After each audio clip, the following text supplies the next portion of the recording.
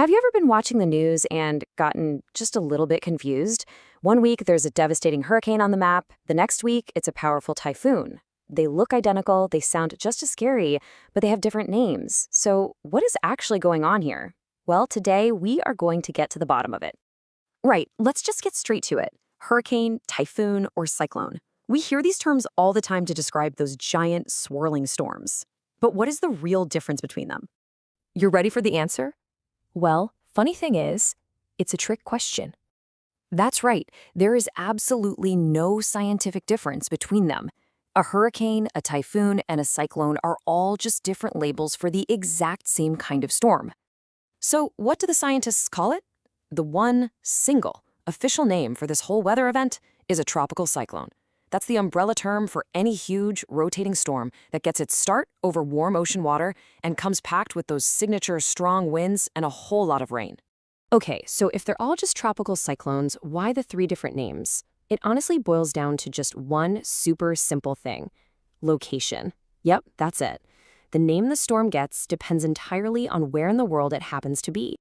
So let's go on a quick Storm Chasers world tour to see exactly how geography slaps a different name on the same storm. Our first stop is here in the Americas.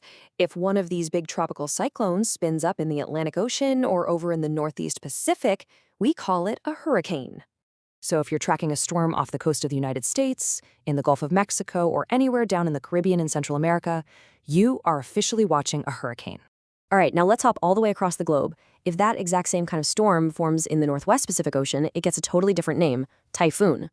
This means for any of those monster storms you see churning in the waters near Japan, Taiwan, the Philippines, or off the coast of China, weather forecasters will be talking about an approaching typhoon.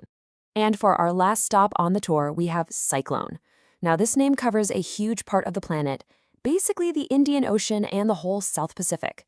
So whether a storm is bearing down on India, threatening Australia, or sweeping up the eastern coast of Africa, it's called a cyclone. Same storm, different neighborhood. Okay, we've established it's all about location.